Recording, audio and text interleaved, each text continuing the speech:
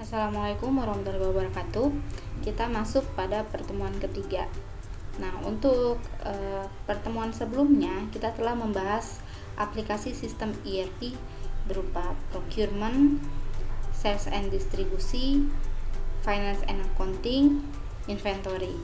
Nah, untuk pertemuan kali ini kita akan membahas produksi dan operasi, customer relationship management, dan sumber daya manusia. Untuk produksi dan operasi, hal utama dalam produksi dan operasi adalah perencanaan produksi, perencanaan yang akurat, kebutuhan bahan dari sales order yang diterima, dan perbandingan standar costing dengan actual cost. Nah, pendekatan penyusunan perencanaan produksi agar menjadi akurat maka harus didasarkan pada forecasting penjualan untuk periode tertentu dan posisi persediaan. Maka dapat dilakukan demand management atau permintaan manajemen yang terdiri atas 1.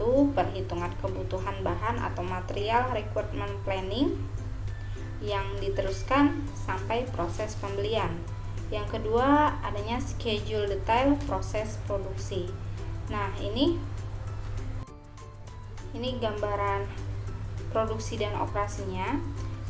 Perencanaan sales dan saldo inventory ini harus seimbang, yang dimana dilanjutkan perencanaan sales dan operasi.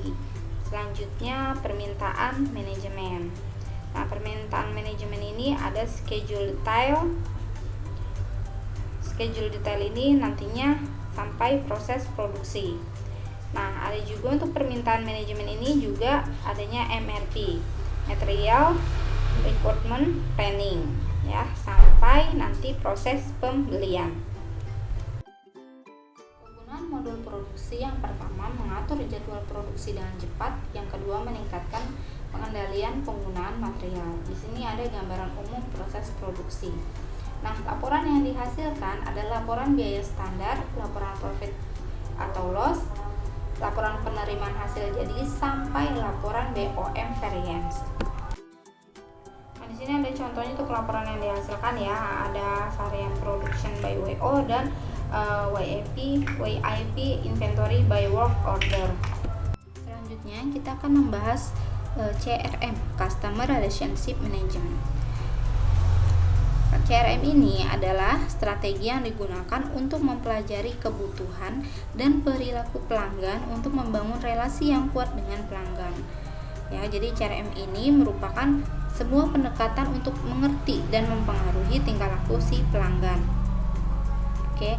Nah, program CRM ini merupakan suatu proses interaksi pelanggan dengan sistem yang dimana pelanggan dapat memperoleh informasi berguna seperti status order, kontak person in charge, fungsi sales, dan yang akhirnya bertujuan untuk dapat meningkatkan hubungan baik dengan pelanggannya.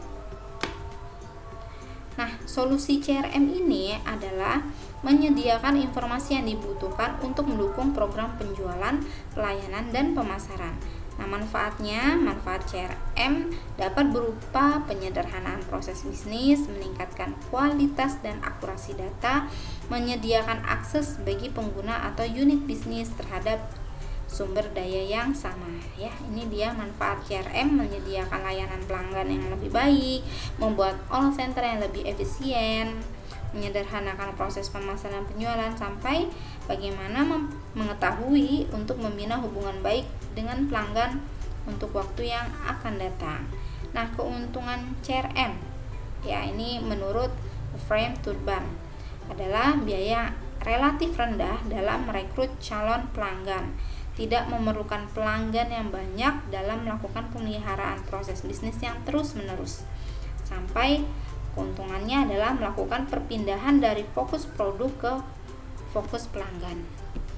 Untuk CRM dalam IT development, nah, kebutuhan persiapan termasuk alokasi waktu dan uang, membangun tujuan yang realistik, dan memperoleh komitmen dari top manajemen, menyesuaikan proses bisnis berjalan, pelatihan dan keterlibatan aktif tiap pengguna, yakinkan tingkat integrasi sistem. Nah, tolak ukur keberhasilan CRM ada mengurangi pembuatan laporan, mengurangi biaya dalam melakukan proses bisnis, meningkatkan tingkat kepuasan pelanggan eksternal, meningkatkan produktivitas kerja, dan meningkatkan penjualan.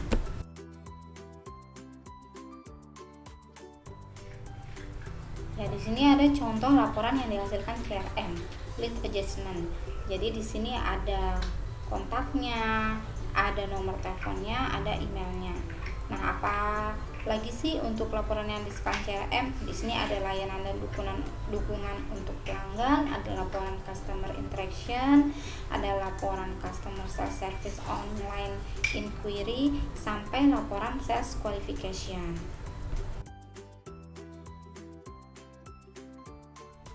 Yang terakhir kita bahas adalah sumber daya manusia. Nah, fungsi manajemen SDM ini adalah melibatkan perekrutan, penempatan, evaluasi, kompensasi, dan pengembangan karyawan dari suatu organisasi. Tujuannya apa? Tujuannya adalah penanganan SDM yang efektif dan efisien dalam perusahaan. Nah, sistem SDM ini dirancang untuk mendukung perencanaan untuk memenuhi kebutuhan personal perusahaan, mengembangkan potensi karyawan, mengendalikan semua kebijakan dan program personal. Ya, ini untuk salah satunya pakai contoh HIRIS, Human Resource Information System.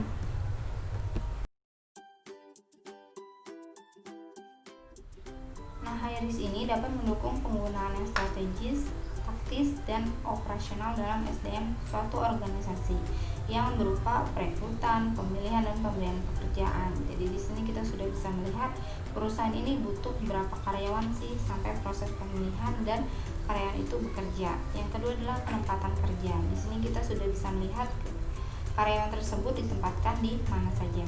Nah, yang ketiga adalah penilaian kinerja. Ya, tentunya kita bisa melihat di sini untuk penilaian atau performance masing-masing pegawai. Yang keempat adalah analisis manfaat karyawan. Jadi di sini kita juga sudah bisa melihat bagaimana sih pegawai tersebut bermanfaat bagi perusahaan itu. Nah, yang kelima adalah pelatihan dan pengembangan karyawan. Bagaimana sih karyawan ini, apakah butuh untuk training atau pengembangan lebih lanjut. Nah, yang keenam adalah kesehatan, keselamatan, dan keamanan karyawan. Di sini adalah kita bisa melihat apakah karyawan ini sudah di cover atau sudah diberikan untuk tunjangan tersebut. Nah, untuk sistem informasi SDM di sini ada matriksnya ya. Yang pertama ada sistem strategis, sistem taktis, dan sistem operasional. Yang dimana yang sebelah kanan untuk sistem strategis bagi kepegawaiannya ini adalah perencanaan SDM, penelusuran tenaga kerja. Nah, untuk sistem strategis pelatihan dan pengembangan itu ada perencanaan sukses, perencanaan penilaian kinerja, sampai adanya kompensasi yang dimana ada biaya kontrak dan perkiraan gaji. Nah, untuk sistem taktis, untuk kepegawaian ini adalah analisa biaya tenaga kerja, analisa turnover. Untuk sistem taktis pelatihan dan pengembangan ada efektivitas pelatihan, penyesuaian karir. Dan untuk sistem taktis kompensasi di sini efektivitas kontrak dan analisis, lalu analisis kecenderungan tunjangan, ya seperti itu. Ya, general sistem operasional ini untuk kepegawaian adalah perekrutan, penjadwalan tenaga kerja. Lalu sistem operasional untuk pelatihan dan pengembangan ada penilaian keahlian, evaluasi kinerja. Untuk sistem operasional kompensasi ada pengendalian penggajian, lalu ada administrasi tunjangan. Di sini ada faktor-faktor penilaian SDM, ada kompetensi. Jadi apakah karyawan tersebut ini sudah bekerja di bidangnya masing-masing atau tidak. Lalu komitmen, bagaimana sih karyawan tersebut berkomitmen dalam perusahaan sehingga terjadinya keselarasan, ya, keserasian dalam perusahaan. Lalu yang keempat ada efektivitas biaya. Di sini pastinya sampai apakah karyawan tersebut sudah sesuai gajinya apa yang dia minta, seperti itu. Di sini ada laporan yang dihasilkan, ada laporan employee schedule, training, sampai adanya struktur organisasi and workflow analysis. sini ada contoh laporan yang dihasilkan ya. Salah satu contoh dalam SDM yaitu data pegawai. Di sini ada nomor induk pegawai, ada nama, ada divisi, ada profesi, ada jabatan. Oke, cukup sekian yang bisa saya sampaikan. Kurang lebihnya mohon maaf. Wassalamualaikum warahmatullahi wabarakatuh.